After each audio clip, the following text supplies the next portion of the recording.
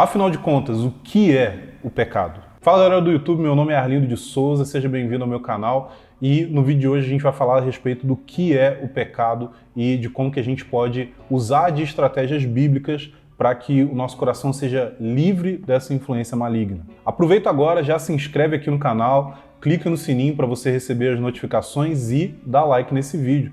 Também, se você tiver ideias para outros vídeos, pode comentar aqui embaixo que eu vou aceitar de muito bom grado as suas ideias para criar vídeos para vocês. J.C. Ryle, o famoso bispo da cidade de Liverpool, explica para nós em seu livro Santidade algo a respeito da natureza do pecado e da necessidade de se conhecer o pecado para poder crescer numa vida de santidade. A verdade absoluta é que no correto conhecimento do pecado jaz a raiz de todo o cristianismo salvífico. Sem ele, doutrinas como justificação, conversão e santificação serão apenas palavras e nomes que não transmitem qualquer sentido à nossa mente. Baseado nas palavras que nós lemos aqui de Ryle, nós podemos concluir que o nosso conhecimento raso a respeito do pecado faz com que a nossa vida cristã e a nossa santificação sejam rasas e defeituosas. Conhecer o pecado é como conhecer um inimigo contra o qual você vai entrar em uma batalha. E sem conhecer o seu inimigo, dificilmente você vai ser livre das suas estratégias. Então, quando nós temos um conceito errado a respeito do pecado, nós temos um conceito errado a respeito da corrupção humana, ou seja,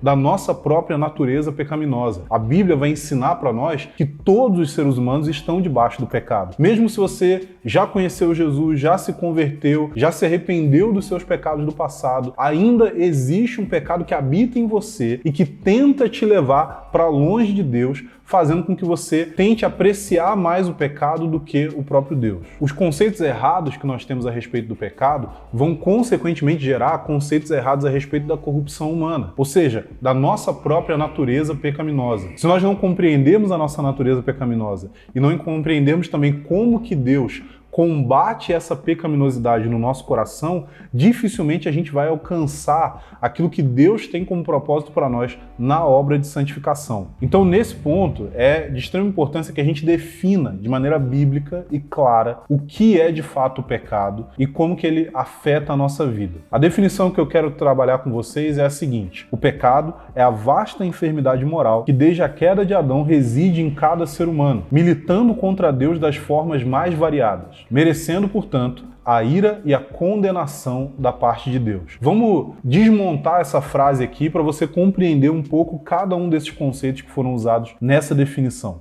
Primeiro, o pecado é uma vasta enfermidade moral. Enfermidade no sentido de que o pecado infectou toda a humanidade. Todos nós fomos afetados pelo pecado. Ele é uma enfermidade que aflige todos os seres humanos. Mas ele é uma enfermidade moral. Ele não é uma enfermidade física. Ele não é algo que afeta simplesmente o nosso corpo, mas é algo que afeta o nosso espírito profundamente e faz com que a nossa moralidade seja manchada pela sua natureza pecaminosa. Quando a gente fala de uma enfermidade física, a gente está falando a respeito de algo que diz respeito ao indivíduo não ter capacidade física de realizar uma determinada ação. Então a pessoa, ela não tem culpa pela sua falta de capacidade em realizar aquilo ali. Mas o pecado não é uma enfermidade física. O pecado é uma enfermidade moral. Ele tem a ver com o nosso coração ter sido contaminado pelo pecado. Logo, quando a gente fala da diferença entre uma enfermidade física e uma enfermidade moral, como definiu John Piper, nós falamos de algo que diz respeito não àquilo que o indivíduo não consegue fazer, mas a respeito de algo que o indivíduo não deseja fazer.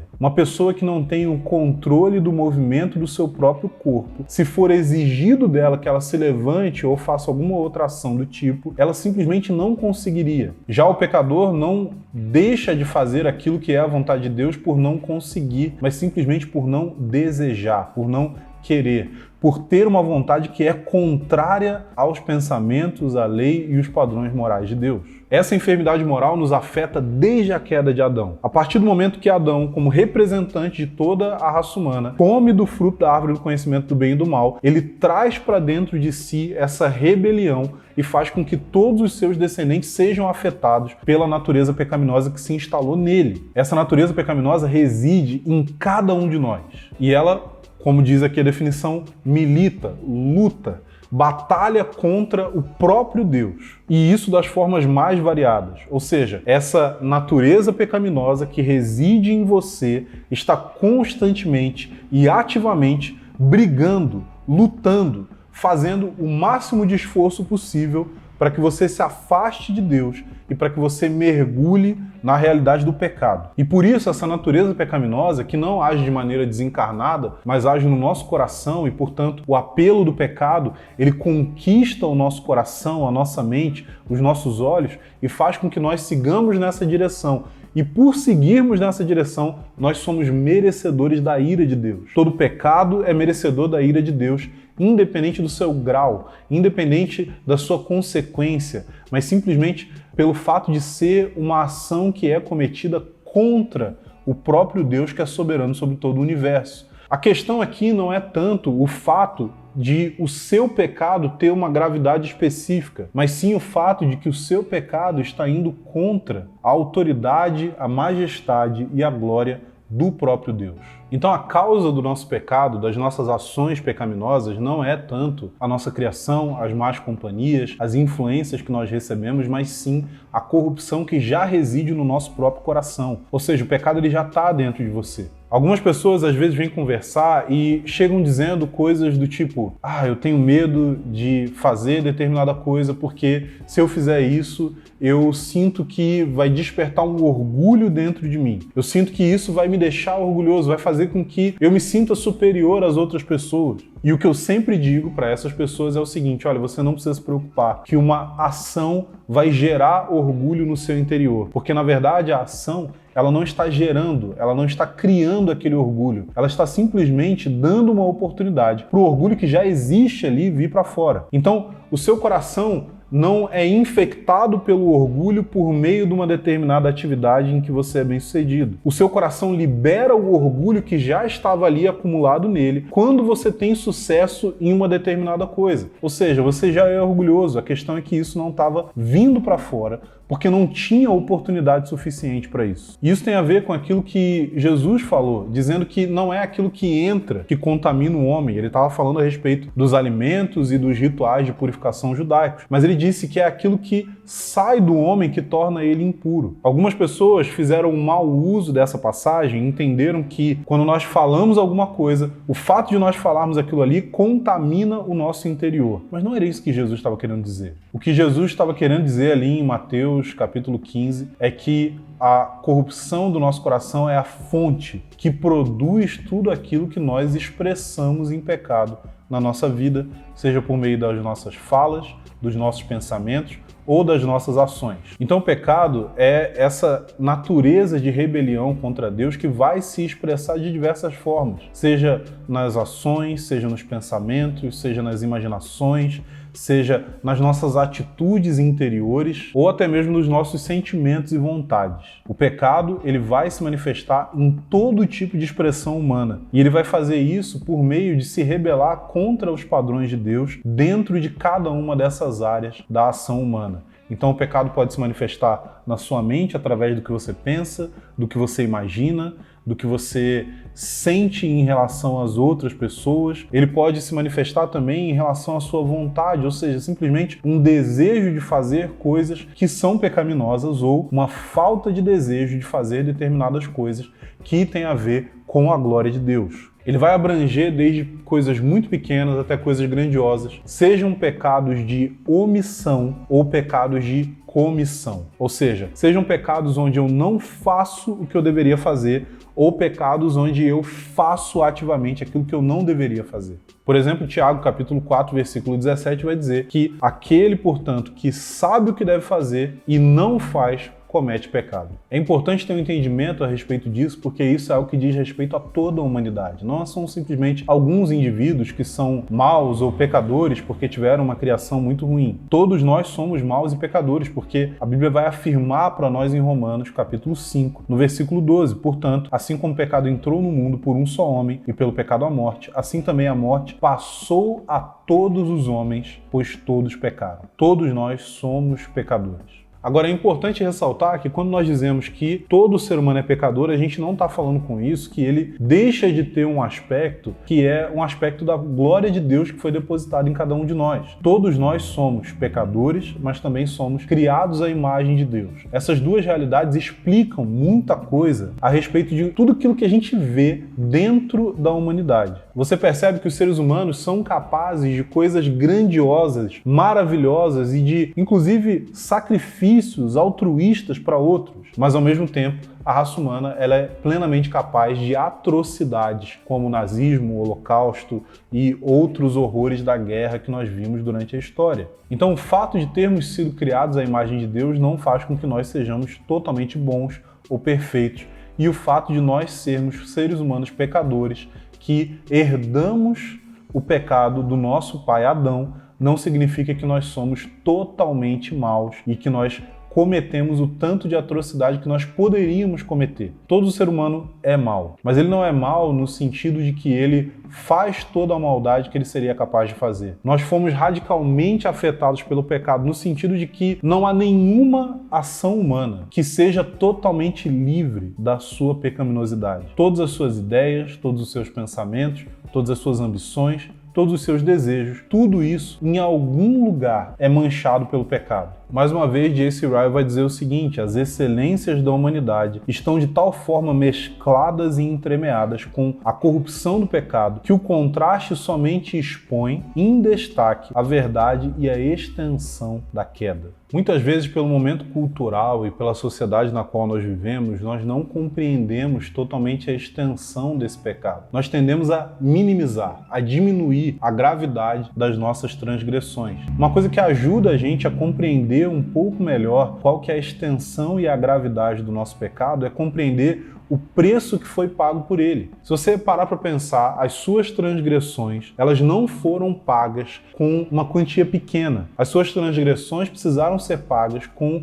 o sangue mais precioso de todo o universo. Ou seja, o próprio Filho de Deus, que é Deus também, juntamente com o Pai e o Espírito, precisou se tornar um ser humano e derramar o seu sangue para que o seu pecado fosse redimido. Se as nossas práticas pecaminosas não forem suficientes para que a gente possa compreender que é muito grave a nossa culpa diante de Deus, pelo menos o preço que o próprio Deus estava disposto a pagar pelas nossas transgressões deveria despertar o nosso coração e a nossa mente para compreender o quão grave, profunda e séria é a nossa transgressão diante de Deus. Mais uma vez aqui eu preciso citar J.C. Ryle, que escreveu o livro que é considerado um dos maiores clássicos sobre o assunto de santificação, quando ele diz que terrivelmente grave deve ser a culpa que não pode ser satisfeita por coisa alguma senão pelo sangue do Filho de Deus. Portanto, você, sendo cristão, você tem um chamado na sua vida e esse chamado tem a ver com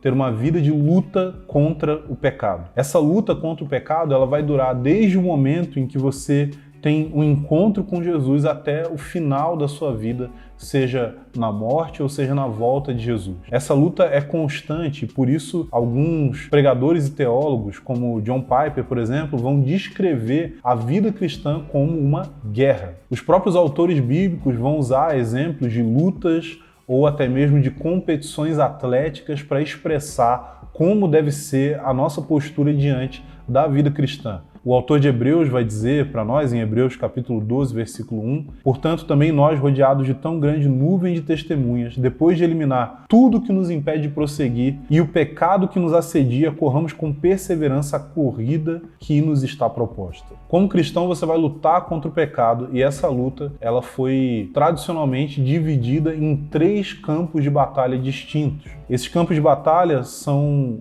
diferenciados pelo inimigo com o qual você precisa lidar em cada um deles. O primeiro deles seria a luta contra a nossa própria carne.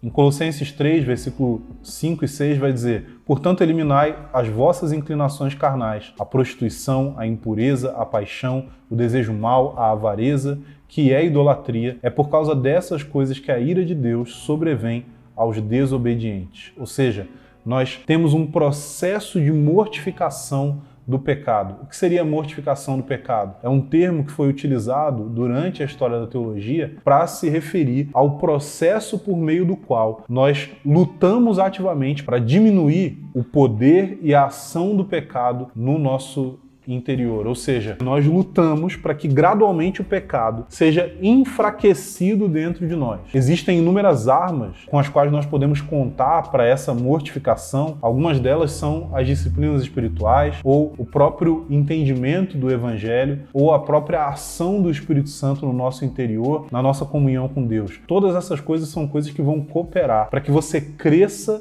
na mortificação do pecado. Todo cristão genuíno vai ter algum tipo de experiência de mortificação do pecado. Um exemplo muito fácil de você se identificar seria você pensar o seguinte: cara, quais eram os pecados que afligiam você no início da sua conversão? E você pode perceber, se você tem já alguns anos de caminhada, que esses não são os mesmos pecados que afligem você hoje. Não são exatamente iguais, ou pelo menos eles não têm a mesma força que eles costumavam ter. Você vai perceber que coisas que talvez eram muito grandes e pareciam quase que insuperáveis, hoje são coisas que raramente te geram qualquer tipo de dor de cabeça, enquanto outras coisas que você nem percebia, hoje são coisas com as quais você luta constantemente. Se você está no início da sua caminhada, você acabou de converter e você não consegue se identificar ainda com essa fala, eu quero que você use isso para ser uma espécie de esperança que você tem que ter. Cara, todos nós passamos por períodos onde nós lutamos intensamente com o pecado, mas isso daí vai passar. Por quê? Porque a graça de Deus que habita em nós é muito mais poderosa do que a força do pecado que tenta constantemente nos arrastar para nos manter presos nas suas garras. A segunda frente de batalha é a nossa luta contra o diabo. Então, Tiago, capítulo 4, versículo 7, vai dizer: assim sujeitai-vos a Deus, mas resisti ao diabo e ele fugirá de vós. Ou seja, ao nos sujeitarmos a Deus e ao obedecermos a Deus e seguirmos os seus mandamentos, nós nos posicionamos para resistir às ações de Satanás e dos seus anjos, para que nós possamos permanecer firmes. Mas a gente precisa lembrar que constantemente nós temos uma batalha que está acontecendo ao nosso redor, porque todas as forças das trevas, elas querem nos derrubar. Uma boa dica para você entender um pouco melhor sobre essa batalha espiritual que acontece ao nosso redor, mas não de uma forma fantasiosa, não com essa galera que fica querendo amarrar potestade, sabe? Sair na mão com o principado, lutar com espadas contra forças celestiais das trevas. Não, isso daí, gente, não tem nada a ver com o que a Bíblia ensina a respeito de batalha espiritual. Se você quer ler uma boa literatura sobre isso, leia Cartas de um Diabo ao Seu Aprendiz, de C.S. Lewis. Cara, esse livro é excelente e esse livro ele dá pra gente uma visão muito mais clara a respeito de como acontece essa batalha espiritual. Ele foi escrito de uma perspectiva bem interessante, assim, bem diferente, mas ajuda você a compreender quais são as estratégias que o inimigo constantemente usa para nos ludibriar e para fazer com que a gente fique preso no pecado. A terceira frente de batalha que a gente vai enfrentar e última é a nossa batalha contra o mundo. Romanos capítulo 12, versículo 2 vai dizer: e não vos amoldeis ao esquema deste mundo, mas sede transformados pela renovação da nossa mente. Ou seja, quando nós renovamos a nossa mente, quando nós abandonamos os princípios elementares desse mundo, nós começamos a batalhar contra um sistema que é regido pelo pecado. A sociedade ao nosso redor, as pessoas que não conhecem a Deus, todo o sistema desse mundo, ele está voltado para fazer com que você fique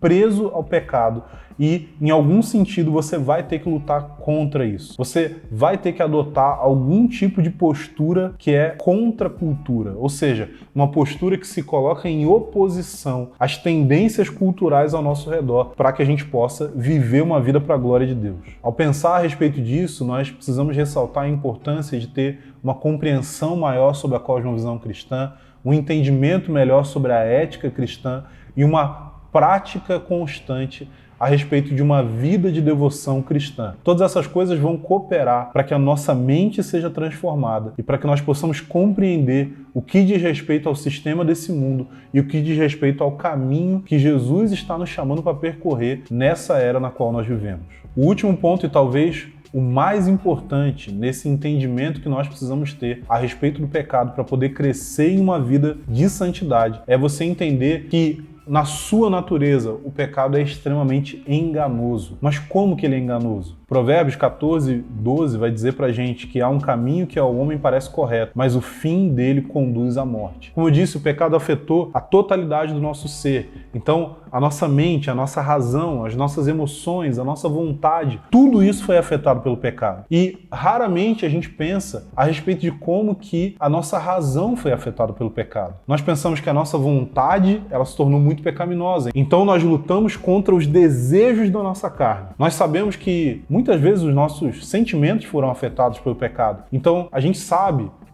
a gente deveria saber que muitas vezes aquilo que a gente sente não é necessariamente correto e real, mas muitas vezes pode ser fruto da ação do pecado no nosso interior. Então a gente não deveria confiar 100% na nossa vontade, a gente não deveria confiar 100% nos nossos sentimentos, mas constantemente nós queremos confiar 100% na nossa razão. E eu não estou dizendo aqui que a razão em si, ou seja, a racionalidade ou a lógica são coisas que são contrárias à fé cristã. Mas quando eu falo a respeito da nossa razão, eu estou dizendo sobre a forma como nós processamos as nossas ideias e as nossas percepções a respeito do mundo ao nosso redor. Muitas vezes existe uma falha na nossa lógica, e essa falha na nossa lógica é produzida pelo pecado. Como eu disse, uma das principais características do pecado é que o pecado é enganoso. Mas estar enganado é diferente de estar simplesmente errado. Você pode estar errado e ter consciência de que você está errado. Mas estar enganado significa que você está errado sem saber que você está errado. Portanto, a gente precisa ter uma vida de submissão à palavra de Deus, de conexões genuínas dentro do corpo de Cristo, para que o nosso coração seja protegido do engano. Pensa comigo, se o pecado é enganoso e ele é o nosso inimigo, com certeza ele não vai se apresentar para nós dizendo o seguinte: olha, eu estou aqui e eu quero destruir a sua vida e essa é a minha proposta para que isso aconteça. Não, pelo contrário. O que o pecado vai fazer é apresentar para você opções que parecem boas, que parecem razoáveis, que fazem sentido, coisas que a princípio não parecem que vão te fazer tanto mal, mas é exatamente esse o objetivo dele. Por isso, se você está sozinho, e se você está afastado da palavra de Deus, e se você está afastado de uma vida de comunhão com Deus, facilmente você vai cair nas garras do pecado. Ele é seu maior inimigo. E também ele é um inimigo extremamente ardiloso. Você precisa entender que constantemente ele está produzindo estratégias para enganar você e para produzir você um senso falso de confiança de que você pode ir por aquele caminho e que aquilo não vai te fazer mal algum, mas a principal característica enganosa do pecado é que ele faz com que nós tenhamos uma percepção errada, equivocada, a respeito do próprio pecado. Então, fique firme na palavra de Deus, se cerque de amizades espirituais, de pessoas maduras que possam te auxiliar a compreender como viver uma vida que cresce em santidade e cresce em se tornar parecido com Jesus. E não perca de vista o fato de que o pecado é seu inimigo, que o mundo ao seu redor é caído e que a sua própria carne constantemente quer derrubar você. Mas saiba que, diante de todas essas coisas, é muito maior, muito mais forte e muito mais poderoso o poder que Deus depositou em nós para viver uma vida de santidade. Fica ligado aqui no canal porque a gente vai ter vídeos sobre o processo de santificação. Então, não perca, que vai ser uma continuidade de tudo que a gente está falando aqui sobre pecado, sobre santificação. Não se esqueça de se inscrever, ativar o sininho, curtir esse vídeo e comentar ideias para próximos vídeos. E até a próxima.